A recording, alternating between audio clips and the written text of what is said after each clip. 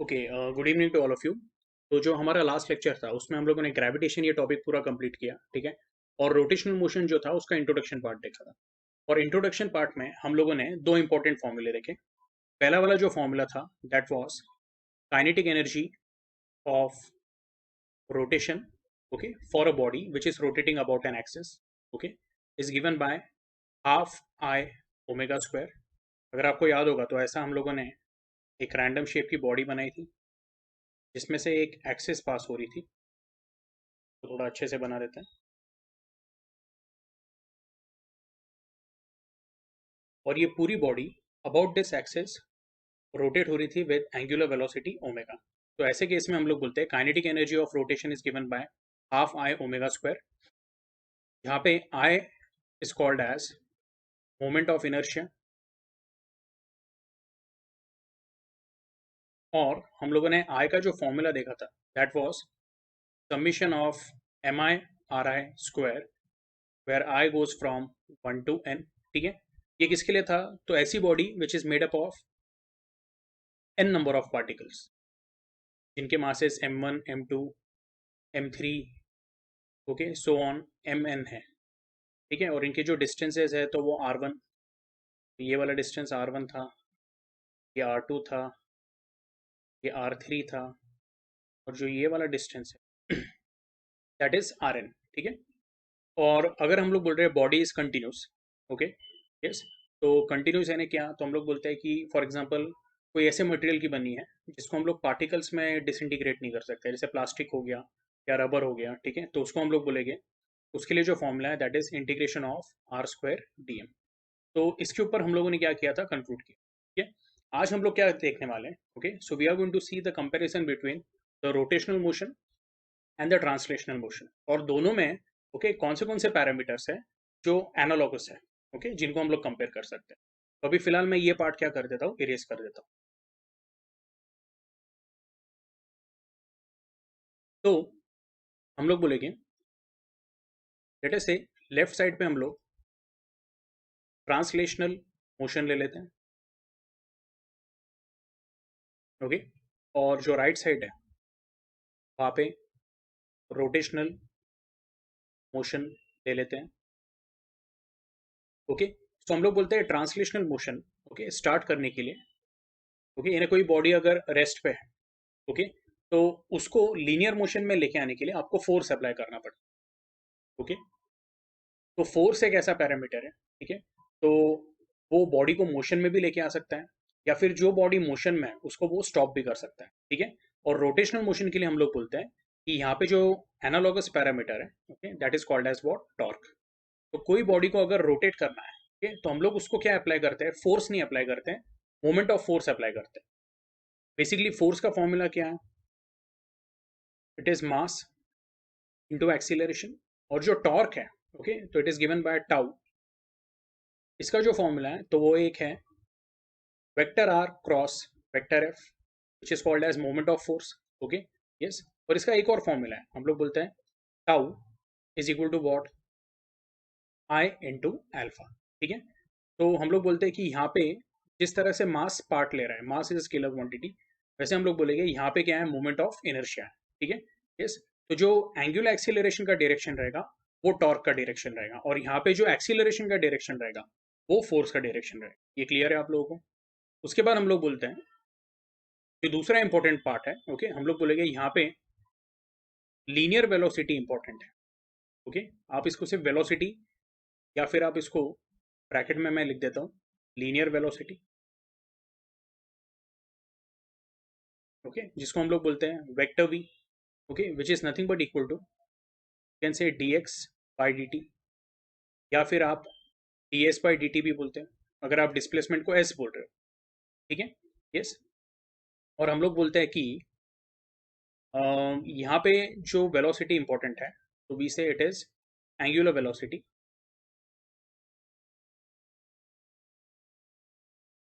ठीक है, which is nothing but vector omega is equal to D theta by D T. ये आप लोगों को ध्यान में रखना है। काइनेटिक एनर्जी ऑफ ट्रांसलेशन जो है, okay, it is given by the formula half mv²। Kinetic energy of rotation जो है it is given by the formula half I ओमेगा²। तो यहाँ पे जो चौथा पैरामीटर है वो है, हम लोग बोलते हैं ट्रांसलेशनल मोशन में जो इंपॉर्टेंट है, दैट इज इनर्शिया। इसको आप लीनियर इनर्शिया भी बोल सकते हैं। What is inertia? तो हम लोग बोलते हैं it is tendency of body to maintain it state of rest और uniform motion along a straight line. ठीक है, यहाँ पे हम लोग बोलते हैं जो हमारा पैरामीटर रहेगा that is rotational inertia.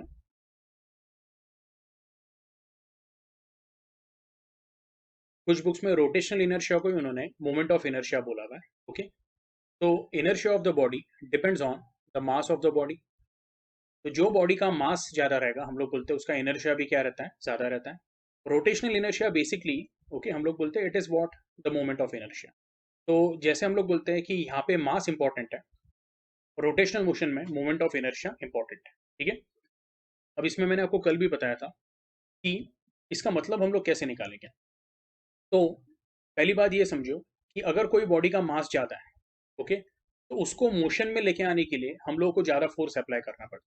Okay, similarly अगर वो ऑलरेडी मोशन में है तो उसको स्टॉप करने के लिए भी क्या है, हम लोगों को ज़्यादा फोर्स अप्लाई करना पड़ता है। ओके, यस, सेम लॉजिक आपको यहाँ पे लगाना है। ओके, जिसका मोमेंट ऑफ इनर्शिया ज़्यादा है ऐसे बॉडी को रोटेशन में लेके आने के लिए अबाउट अ गिवन एक्सिस आपको ज़्यादा टॉर्क अप्लाई करना पड़ता है। ओके, लेकिन वही बॉडी अगर पहले से मोशन में है और अगर आपको उसको स्टॉप करना है ओके, तो जो रिटार्डिंग टॉर्क है उसका भी वैल्यू क्या है, आपको ज़्यादा अप्लाई करना पड़ता है। ठीक है, ये आपको ध्यान में रखना है।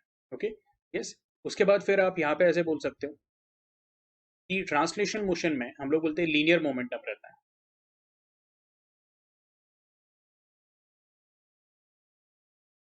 Okay, which is given by what, vector p is equal to what, m into v।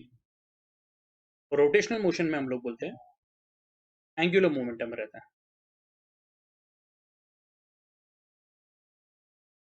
which is given by vector L is equal to I dot vector omega। ठीक है, तो ये कुछ पैरामीटर्स है, ये आप लोगों को ध्यान में रखने हैं। ठीक है, अच्छा इसमें एक और बात वापस है, हम लोग बोलते हैं कि एंगुलर मोमेंटम के लिए एक और फॉर्मूला है। ठीक, तो हम लोग बोलते हैं angular momentum is what, it is moment of linear momentum. ये आपको ध्यान में रखना है। ठीक है, यस, ये क्लियर है। अच्छा अभी हम लोग ये बोलेंगे कि जो मोमेंट ऑफ इनर्शिया है ओके, तो अगर मैं उसका फॉर्मूला जैसे देख लूँ तो मैं बोलूँगा it is summation of mi/ri² where I goes from 1 to n। तो इसका यूनिट क्या आता है, तो हम लोग बोलते हैं मास के लिए हम लोग बोलेंगे it is going to be kg and R square के लिए it is going to be metre square. Okay, तो ये इसका क्या है, हम लोग बोलेंगे this is the SI unit, kg metre square. और जो मोमेंट ऑफ इनर्शिया का डायमेंशन है ओके, यस, तो वो रहेगा it is L2 m1 t0। ये क्लियर है? तो ये आप लोगों ने क्या करना है, एक बार अच्छे से देख लेना है। कॉपी नहीं किया तो भी इसको अच्छे से एक बार रिवाइज कर लो। ठीक है, यस, तो मैं ये पार्ट अभी क्लियर कर देता हूँ। अब जो सीईटी पॉइंट ऑफ व्यू से इंपॉर्टेंट है तो हम लोग अभी उसके ऊपर फोकस करेंगे। तो पहली बात जो हम लोग यहाँ पे डिस्कस करने वाले हैं that is concept of radius of gyration. Okay, तो इसको ज़रा डिटेल में नहीं लेंगे। ओके, एकदम बेसिकली मैं आपको एक्सप्लेन कर देता हूँ what exactly is radius of gyration. Okay, तो इमेजिन करो एक body, it is moving about a given axis okay, yes, with angular velocity omega। तो ऐसे केस में हम लोग बोलते हैं yes, let us say इसका जो moment of inertia है I, either it is given by the formula r square dm okay, or it is given by the formula summation of mi ri square where I goes from 1 to n।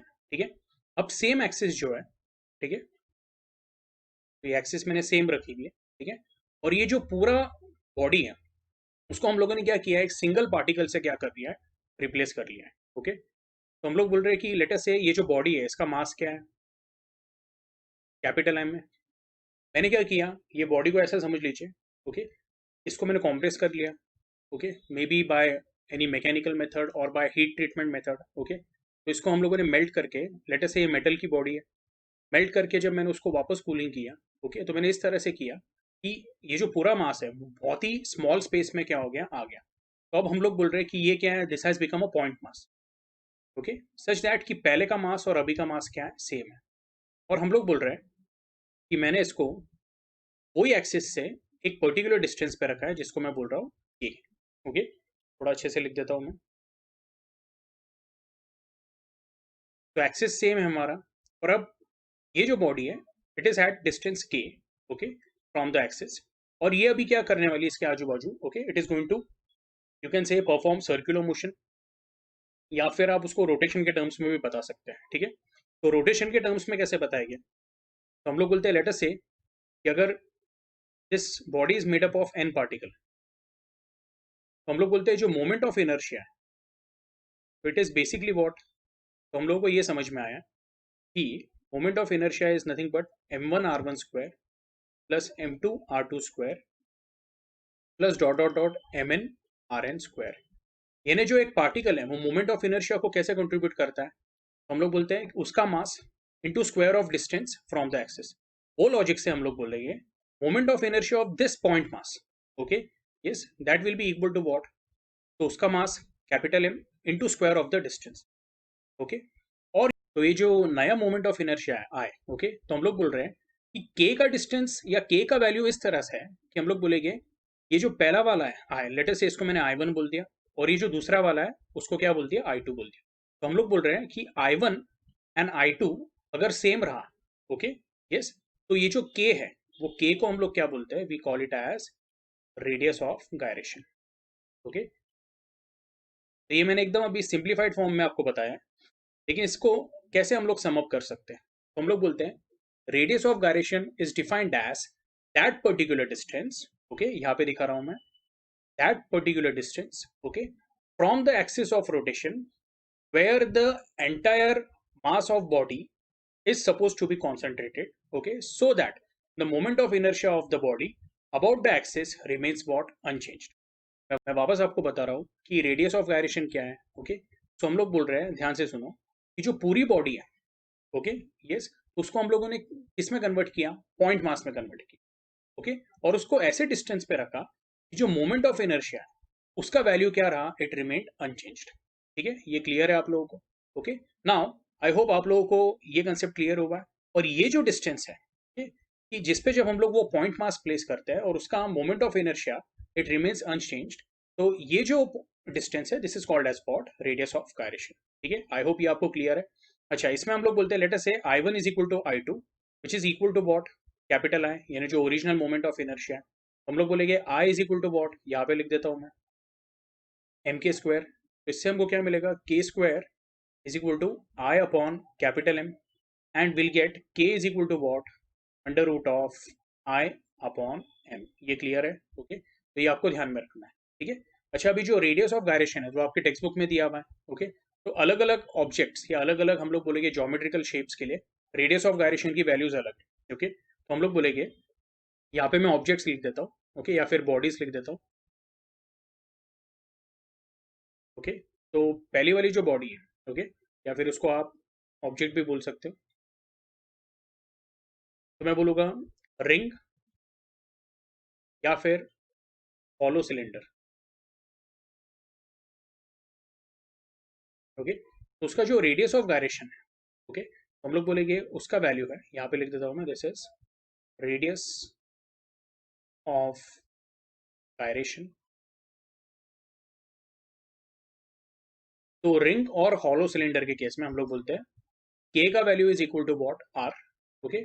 फिर जो next हम लोग लेंगे, okay, that is what, तो we are going to say let us take disc, okay. तो disc के लिए, okay, we say K का value is what, R upon root two, okay, yes, disc as well as solid cylinder भी आप ले सकते हो,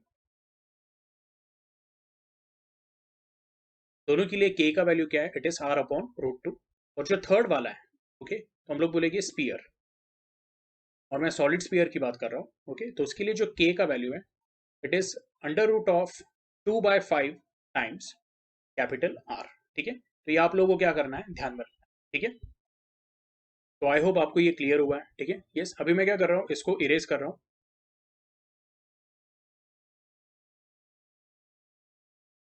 ओके, तो जो अभी हम लोग नेक्स्ट कंसेप्ट देखने वाले हैं that is what of rolling motion, ठीक है। यस, तो यहाँ पे हम लोगों ने क्या बताया हुआ है, एक इंक्लाइंड प्लेन लिया हुआ है, और ये इंक्लाइंड प्लेन का जो लेंथ है, ओके, लेट अस से ये पॉइंट को मैं पी बोल देता हूँ, okay, this is your Q, this is R. तो हम लोग बोलते हैं कि जो पी क्यू है तो वो परपेंडिकुलर हाइट है, हम लोग बोल देते हैं एच। पी आर जो है तो हम लोग बोलेंगे इट इज इंक्लाइंड हाइट, या फिर हम लोग बोलेंगे जो इंक्लाइंड डिस्टेंस पे है ये जो स्पीयर है, ओके, स्पीयर या फिर सिलेंडर जो भी, हम लोग बोलेंगे कि ऐसी बॉडी जो रोल हो सकती है, ओके। यस, तो फिलहाल अगर आपको चाहिए तो आप इसको स्पीयर कंसिडर कर सकते हैं। तो ये स्पीयर क्या हो रही है, ओके, रोल होते होते नीचे आ रही है। अब ये जब स्पीयर नीचे आएगा तो हम लोग बोलेंगे वो जो डिस्टेंस ट्रेवल करेगा, okay, that will be equal to what, P R, which is equal to what, S. Okay, तो ये जो ट्राइंगल दिख रहा है, ये ट्राइंगल में अगर मैं साइन थीटा डिफाइन करता हूँ, मैं बोलूंगा it will be what, H upon S. So you can say H is equal to what, S sine theta, okay. या फिर आप ऐसे बोल सकते हो S is equal to what, H upon sine theta. इसको कंबाइन हम लोग क्या बोल देंगे, ये रिजल्ट को वन बोल देंगे, ठीक है। ये क्लियर है। अब हम लोग बोल रहे हैं जो रोलिंग मोशन है, rolling motion is combination of rotation, okay, plus translation. ये आपको ध्यान में रखना।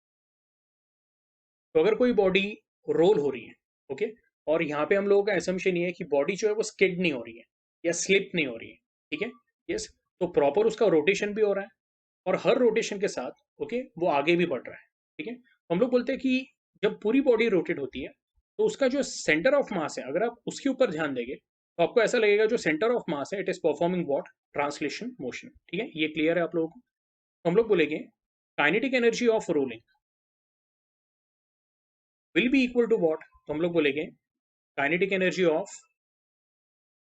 Kinetic energy of rolling will be equal to kinetic energy of rotation plus kinetic energy of translation,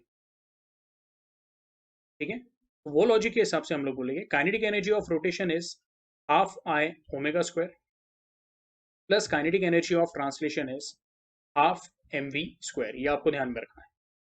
और हम लोग बोलते हैं कि जो आई है तो उसको हम लोग क्या डाल लेंगे, it will be M into K square, बराबर है।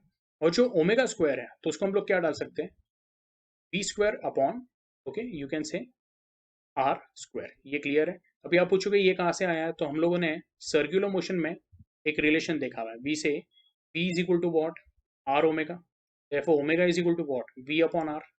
तो ओमेगा स्क्वायर क्या हो जाएगा, it will become V square upon R square. वही हम लोगों ने क्या किया यहाँ पे, सब्स्टिट्यूट किया, okay. What is R, okay, तो R is what, radius of this spherical object, okay. Yes, आप स्मॉल आर कैपिटल आर भी ले सकते हो, ये आपके ऊपर है, ठीक है। अच्छा, इसमें से हम लोग क्या बोलेंगे, हाफ एम वी स्क्वायर को हम लोगों ने बाहर ले लिया, तो आपके पास बचेगा क्या, तो it will be A square upon R square plus one. ये हो गया आपका kinetic energy of what, rolling, ठीक है। अब ये जो काइनेटिक एनर्जी ऑफ रोलिंग है वो कौन से पॉइंट पे है, तो ये मैं आपको बताता हूँ कि इनिशियली ये टॉप पे था, और ये पॉइंट पे, या फिर आप ऐसे बोल सकते हो कि इनिशियली ये पॉइंट पी पे था, और जब वो बेसिक स्टार्ट हुआ तो initially the body was at rest. तो हम लोग बोलेंगे कि इनिशियली ये जो ऑब्जेक्ट था, ओके, आप इसको स्पीयर या सिलेंडर जो कंसिडर कर रहे हो, वो पॉइंट पी पे था और वो रेस्ट पे था, ओके। अब उसने रोल होना चालू किया, और जब वो पॉइंट आर पे पहुंचा, ओके, तो हम लोग बोले कि यहाँ पे जो उसकी वेलोसिटी है, लीनियर वेलोसिटी, वो बन गई वी, ओके। तो वो पॉइंट पे हम लोग बोलेंगे जो उसका काइनेटिक एनर्जी ऑफ रोलिंग है that will be what, half M V square bracket K square upon R square plus one. ये क्लियर है आप लोगों को। तो यहाँ पे आप ऐसे भी बोल सकते हो this is at point capital R. ये क्लियर है आप लोगों को। अब हम लोग बोलेंगे at point P the energy of particle is equal to what, तो हम लोग बोलेंगे it will be M G H, okay. And by law of conservation of energy, okay, energy at point P will be equal to what, energy at point R. या फिर आप ऐसे बोल सकते हो total energy at point P is equal to total energy at point R. या फिर आप इसको ऐसा भी बोल सकते हो total mechanical energy at point P is equal to what, total mechanical energy at point R, ठीक है। वो लॉजिक के हिसाब से हम लोग बोलेंगे if total energy at point P is equal to total energy at point R, तो total energy at point P is mgh, और ये हो जाएगा half mv² bracket 1 plus k square upon r square. इसमें हम लोग बोलेंगे कि जो कॉमन टर्म है m वो कैंसिल हो जाता है, और आपको क्या मिलेगा, v square is equal to what, twice gh bracket या twice gh upon bracket 1 plus k square upon r square. ठीक है, ये क्लियर है। अभी इसको मैं क्या करता हूँ, इस साइड पे लिख लेता हूँ। तो अगर मैं taking roots on both side लेता हूँ, यानी स्क्वायर रूट अगर दोनों साइड पे लिया LHS RHS पे, तो आपके पास रहेगा v is equal to what, under root of 2gh upon bracket 1 plus k square upon r square. ठीक है, ये अंडर रूट साइन जो है ये पूरे फ्रैक्शन को है, ये ध्यान में रखना। ये क्लियर है, तो इसको हम लोग क्या बोल देते हैं, this is your equation number second. तो आपने क्या करना है, इसको एक बार अच्छे से लिख लेना है। Okay, yes. इसके बाद हम लोग देखेंगे व्हाट इज द एक्सीलरेशन। अब आप बोलोगे एक्सीलरेशन इन्हें क्या, ये फ्री फॉल के अंदर है क्या, नहीं। फ्री फॉल का मतलब क्या, तो यहाँ पे स्पीयर है और वो डायरेक्टली नीचे गिर रहा है, तो ऐसे केस में हम लोग बोलेंगे acceleration will be equal to acceleration due to gravity. लेकिन जब यहाँ से वो रोल हो रहा है इंक्लाइंड प्लेन पे, तो हम लोग बोलेंगे कि उसके ऊपर जो एक्ट हो रहा है बेसिकली, तो ग्रेविटेशनल फोर्स का एक कंपोनेंट एक्ट हो रहा है। ठीक है, और वो उसको क्या करेगा, एक पर्टिकुलर एक्सीलरेशन रहेगा जिसको हम लोग बोलेंगे ए। अब वो ए का इक्वेशन क्या है, तो वो हमें निकालना है। ठीक है, तो मैं बोलूंगा आपको कि ये आप अच्छे से पहले कॉपी कर लो। ठीक है, यस। मैं ये साइड का थोड़ा पार्ट क्या कर देता हूँ, क्लियर कर देता हूँ। ठीक है,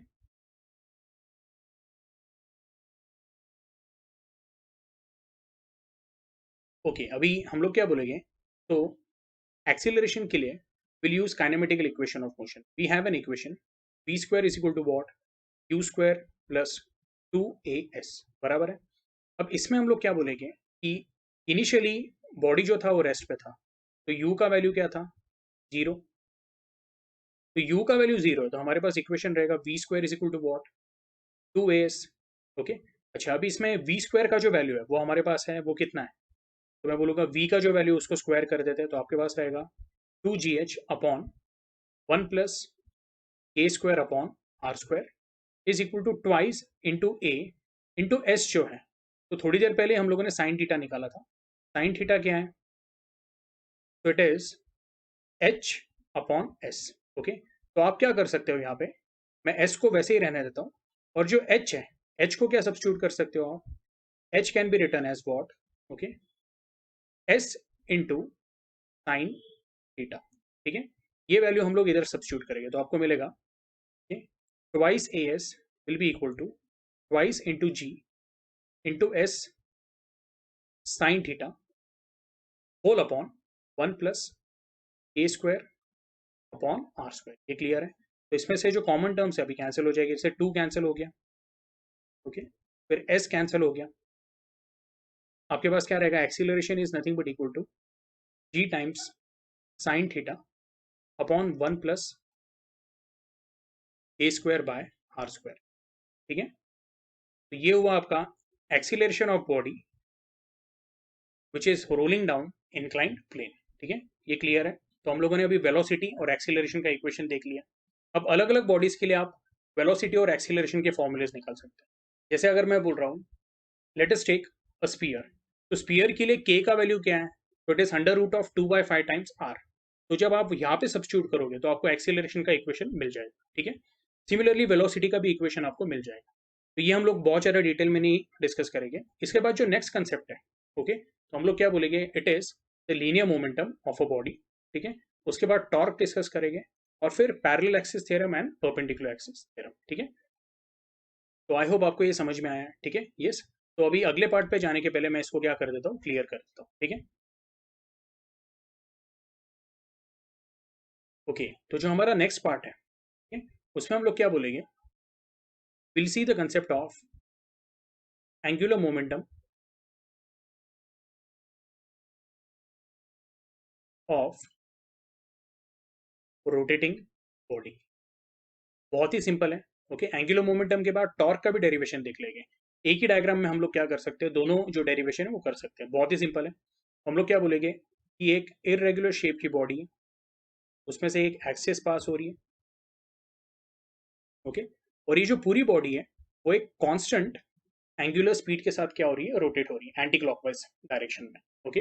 यस, हम लोग बोलेंगे अगेन इसके ऊपर कुछ पार्टिकल्स है, यानी body is made up of N particles,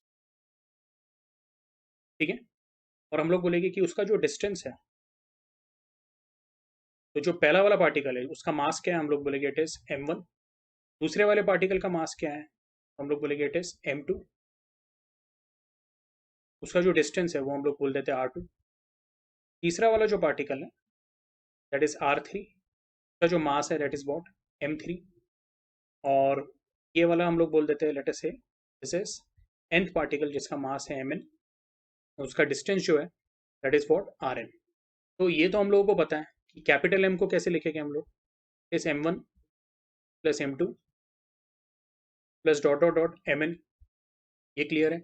अच्छा, इसमें moment of inertia of body क्या रहेगा, summation of mi ri square, where i goes from what, 1 to n। ये भी क्लियर है आप लोगों को, ठीक है। अब हम लोग क्या बोल रहे हैं, इसको स्टार्ट कैसे करेंगे। तो फर्स्ट ऑफ ऑल मैं बोलूंगा कि, तो हम लोग क्या बोलेंगे, कोई भी बॉडी जब रोटेट करती है तो उसके ऊपर के जितने पार्टिकल्स है वो क्या परफॉर्म करते हैं, सर्कुलर मोशन, ठीक है। तो मैं ऐसे दिखा देता हूँ कि ये जो पार्टिकल 1 है जिसका मास m1 है, it is performing this circular motion with radius as what, r1। ये क्लियर है, ये आपका रेडियस वेक्टर हो गया। अब हम लोग क्या बोलेंगे कि इसकी जो टेंजेंशियल वेलोसिटी है, तो चाहिए तो मैं अलग कलर की इंक यूज कर लेता हूँ, रेड कलर की। इसकी जो टेंजेंशियल वेलोसिटी है उसको मैं इस तरह से दिखा देता हूँ, that is what, v1। Okay, एकदम सिंपल बात है। देखो ये एक्सिस है, एक्सिस से ये हमारा पार्टिकल है और वो क्या कर रहा है, सर्कुलर मोशन कर। तो हम लोग बोलेंगे कि जो उसकी टेंजेंशियल वेलोसिटी है पार्टिकल 1 की, उसको हम लोग क्या बोल रहे हैं, v1। ये जो आपका एक्सिस है वो कुछ ऐसा है, is passing through the plane of the paper. ये क्लियर है, ठीक है। तो हम लोग बोलेंगे अगर इसकी टेंजेंशियल वेलोसिटी v1 है तो हम लोग बोलेंगे कि अगर मैं इसका मोमेंटम निकालता हूँ p1, that will be equal to what, तो आई से it is m1 into v1। But हम लोगों ने क्या बोला था कि v1 का वैल्यू क्या है, तो जो हमारा मोमेंट ऑफ इनर्शिया का डेरिवेशन था, v1 इज व्हाट, मैं बोलूँगा it is r1 into omega. ये क्लियर है आप लोगों को, ठीक है। तो सिमिलरली हम लोग बोलेंगे कि जो पार्टिकल जिसका मास m2 है उसकी लीनियर वेलोसिटी या टेंजेंशियल वेलोसिटी ऐसी रहेगी, मैं बोलूँगा उसका जो लीनियर मोमेंटम रहेगा वो पार्टिकल का at a given instant, that will be what, m2 into v2। हो जाएगा आपका m2 into r2 into omega. And जो nth पार्टिकल है तो उसका जो लीनियर मोमेंटम है that will be mn into V N. mn into V N, तो इसको हम लोग कैसे लिखेंगे, it will be mn into R N into omega. अब इसमें एक बात आपको ध्यान में रखनी है, सबके लिए ओमेगा क्या है, कॉमन है। यानी हर एक पार्टिकल जो सर्कुलर मोशन करेगा डेफिनेटली वो यूसीएम होने वाला है। हर एक यूसीएम के लिए जो रेडियस है वो अलग है, क्योंकि हर एक पार्टिकल का डिस्टेंस फ्रॉम द एक्सिस क्या है, अलग है। लेकिन हम लोग बोलेंगे कि हर किसी के लिए जो एंगुलर स्पीड है वो क्या है, सेम, ठीक है। Now by definition we say the angular momentum is what, it is moment of linear momentum, ठीक है। तो ये आपको क्या मिलता है, by product rule this will be R P sine theta N cap. ये क्लियर है आप लोगों को। अच्छा, अभी आपका क्वेश्चन ये रहेगा कि sir for first particle, okay, yes, हम लोग बोलेंगे कि जो R1 है आपका वेक्टर R1 कुछ इस तरह से है, ओके। तो R1 और V1 इसके बीच में एंगल कितना है, तो मैं बोलूंगा सिर्फ फर्स्ट पार्टिकल के लिए नहीं, जितने भी पार्टिकल्स है तो उसमें रेडियस और टेंजेंशियल वेलोसिटी जो है, ओके, जैसे ये m3 है, ये हो गया उसका v3। तो R3 और v3 के बीच में जो एंगल रहेगा वो क्या रहेगा, 90 डिग्री रहेगा। तो ये केस में हर एक पार्टिकल के लिए मैं बोलूंगा थीटा का वैल्यू क्या है, 90, एंड साइन 90 क्या है, तो साइन थीटा क्या हो जाएगा, it is going to be 1। So आपको मिलेगा vector L will be equal to what, vector so vector L will be equal to what, R P into 1 N cap, ठीक है। तो हम लोग बोलेंगे जो फर्स्ट पार्टिकल है उसके लिए वेक्टर L1 क्या रहेगा, तो it will be RP into n1 cap. अब क्वेश्चन ये है कि ये n1 कैप कैसे निकालते हैं। तो n1 कैप हम लोग जो है ना, ओके, राइट हैंड रूल से निकालते हैं। एंगुलर मोमेंटम का जो डायरेक्शन है, it is given by what, right hand. तो जो डायरेक्शन में, ओके, हम लोग बोलते हैं एंगुलर वेलोसिटी, वही डायरेक्शन में हम लोग क्या बोलते हैं, एंगुलर मोमेंटम का भी वेक्टर है। ओके, तो हम लोग बोलेंगे जो वेलोसिटी वेक्टर है हमारा, वेक्टर ओमेगा, वो कैसा है, एक्सियली अपवर्ड है, क्योंकि बॉडी एंटी क्लॉकवाइज डायरेक्शन में रोटेट हो रही है। तो हम लोग बोलेंगे n1 कैप भी कैसा है, so n1 cap is a unit vector. Okay, और ये n1 कैप जो रहेगा, it will be what, axially upward. ये क्लियर है, ठीक है। सिमिलरली मैं बोलूंगा vector L2, that will be equal to what. तो यहाँ पे वेक्टर L1 हम लोगों ने ऐसा लिखना चाहिए था, R1 P1 N1 cap. Vector L2 क्या रहेगा, it will be R2 P2 N2 cap. अब जो वेक्टर L2 है, ओके, तो उसका भी डायरेक्शन राइट हैंड रूल से ही होता है, और वो भी हमको क्या मिलेगा, एक्सियली अपवर्ड ही मिलेगा। ये हम लोगों ने क्लास में भी देखा था। तो हम लोग बोलेंगे वेक्टर N1 और वेक्टर N2 दोनों ही यूनिट वेक्टर है, और दोनों ही क्या है, तो एक्सियली अपवर्ड है। तो क्या मैं ऐसा बोल सकता हूँ, ओके, जितने भी पार्टिकल्स लेके मैं बोलूंगा वेक्टर Ln क्या हो जाएगा, Rn Pn into Nn cap. Okay, ये सब यूनिट वेक्टर्स है, इनका सबका डायरेक्शन भी क्या है, सेम है। तो क्या मैं इसको ऐसा कर सकता हूँ, okay, this will become R1 P1 n cap, R2 P2 n cap, Rn Pn n cap. तो सब यूनिट वेक्टर्स इक्वल थे, तो उसको मैंने एक कॉमन यूनिट वेक्टर से रिप्लेस कर दिया। ये क्लियर है सब लोगों को। तो क्या हम लोग ऐसे बोल सकते हैं कि जो फिजिकल वेक्टर क्वांटिटीज है, ओके, जिनका डायरेक्शन सेम है, क्योंकि सबके जो यूनिट वेक्टर है वो सेम है, यानी बेसिकली सबके डायरेक्शन सेम है, तो जिनके डायरेक्शन सेम रहते हैं उनको डायरेक्टली हम लोग क्या कर सकते हैं, नॉर्मल एल्जेब्रिक मेथड से ऐड या सब्ट्रैक्ट कर सकते हैं। तो मैं ऐसा बोलूंगा overall angular momentum of body जो रहेगा, okay, yes, that will be written as angular momentum of entire body. Okay, चाहिए तो आप उसको स्केलर फॉर्म में भी लिख सकते हैं। ओके, देखो वेक्टर फॉर्म में लिखा तो भी चलेगा। Okay, it will become what, vector L cap. इन सबको ऐड करना पड़ेगा, तो एन कैप कॉमन ले लेते हैं हम लोग, और ब्रैकेट में क्या मिलेगा आपको, R1 P1 plus R2 P2 dot dot dot so on Rn Pn। अब ये एन कैप जो है, इसको ऐसे ही रहने देते हैं। R1 P1 को मैं क्या लिखता हूँ, तो R1 P1 को कैसे लिखेंगे हम लोग, R1 as it is, P1 क्या है हमारा, M1 R1 ओमेगा। ये हो जाएगा M1 R1 ओमेगा। उसके बाद R2 as it is, P2 जो रहेगा तो वो क्या रहेगा, M2 R2 omega plus dot dot dot, हम लोग बोलेंगे Rn as it is, this will become Mn Rn omega. ठीक है। अच्छा, इसमें ओमेगा को बाहर ले लेते हैं, तो आपके पास क्या रहेगा, तो हम लोग बोलेंगे ओमेगा बाहर लिया तो आपके पास रहेगा M1 R1 square plus M2 R2 square plus dot dot dot Mn Rn square.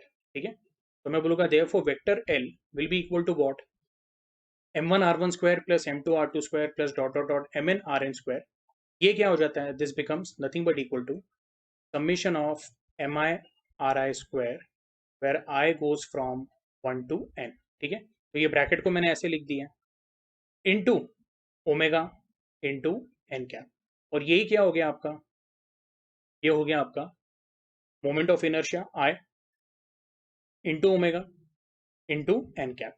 और हम लोग बोल रहे हैं कि वेक्टर ओमेगा और एन कैप का डायरेक्शन सेम है, तो हम लोग बोलेंगे magnitude of omega into N cap, this will become what. तो यहाँ, तो जो एन कैप है और ओमेगा जो है उनका डायरेक्शन सेम है वेक्टर ओमेगा का, तो मैं बोलूँगा omega that is magnitude of angular velocity into N cap, this will become, तो हम लोग ऐसे लिखेंगे vector L will be equal to I into vector omega. ये क्लियर है आप लोगों को। तो ये क्या हुआ आपका डेरिवेशन ऑफ एंगुलर मोमेंटम। ठीक है। यस, इसमें अगर आप वेक्टर नहीं भी यूज करते तो भी चलेगा, बिकॉज यहाँ पे हम लोगों ने बता दिया कि जितने भी वेक्टर्स है सबका डायरेक्शन क्या है, सेम है। तो आप यहाँ पे डायरेक्टली स्केलर्स को भी ऐड करके, ओके, कॉमन टर्म्स बाहर निकाल के आपको फॉर्मूला क्या मिलेगा, तो मैं बोलूँगा L will be equal to what, I into omega. ये क्लियर है आप लोगों को। ठीक है, तो इसको क्या करना है, एक बार अच्छे से देख लेना है, पढ़ लेना है। ठीक है। इसके बाद जो नेक्स्ट कंसेप्ट है दैट इज वॉट, तो हम लोग बोलेंगे torque which is acting on rotating body. ठीक है, इसको क्या करना है आप लोगों ने एक बार देख लेना है, चाहिए तो एक बार उसको कॉपी भी कर लो। ठीक है।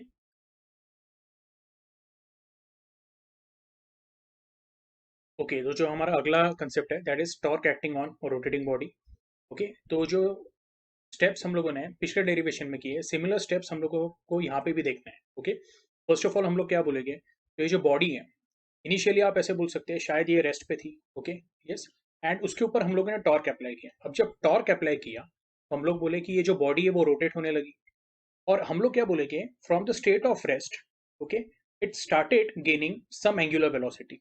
तो जब उसकी एंगुलर वेलोसिटी जीरो से एक पर्टिकुलर वैल्यू तक जाएगी तो हम लोग क्या बोलेंगे, यस, वो इंक्रीज हो रही है।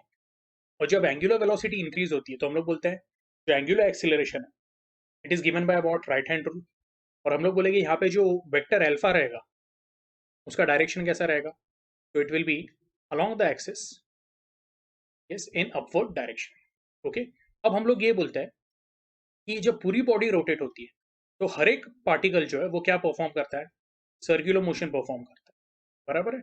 जैसे पार्टिकल वन है वो क्या कर रहा है, रेडियस r1 का सर्कुलर मोशन परफॉर्म कर रहा है, ठीक है। तो हम लोग बोलेंगे कि जो उसका टेंजेंशियल एक्सीलरेशन है, now we all know that linear acceleration of the particle a is given by about at plus ar, ठीक है। लेकिन यहाँ पे जो मैंने a1 लिखा हुआ है, बेसिकली a1 क्या है, vector a1, it is at1। तो at1 लिखने की जगह पे मैंने उसको a1 लिखा है। ओके, तो यहाँ पे जब भी एक्सीलरेशन की मैं बात करूंगा, ये जो मैंने एरोज दिखाया हुआ है, यू कैन सी a1, फिर ये जो एरो दिखाया हुआ है दिस इज a2, ये a3, तो ये सब कौन सा एक्सीलरेशन है, टेंजेंशियल एक्सीलरेशन। ओके, तो अभी मैं जो भी बात कर रहा हूँ वो टेंजेंशियल एक्सीलरेशन की बात कर रहा हूँ, ठीक है। तो मैं बोलूंगा magnitude of a1 will be equal to what, okay, so it will be r1 into what, alpha. ये क्लियर है आप लोगों को। ओके, हर एक पार्टिकल के लिए जो एंगुलर एक्सीलरेशन रहेगा उसका वैल्यू क्या रहेगा, सेम रहेगा। ओके, यस, a2 जो रहेगा that will be r2 into alpha. Okay, so on, an जो रहेगा that will B rn into alpha. अब हम लोग क्या बोलते हैं कि अगर कोई पॉइंट पे एक्सीलरेशन एग्जिस्ट होता है तो डेफिनेटली वो पॉइंट पे कोई ना कोई फोर्स भी एग्जिस्ट हो रहा है। तो हम लोग बोलेंगे F1 क्या रहेगा, F1 will be equal to m1a1 which is nothing but equal to m1 r1 alpha।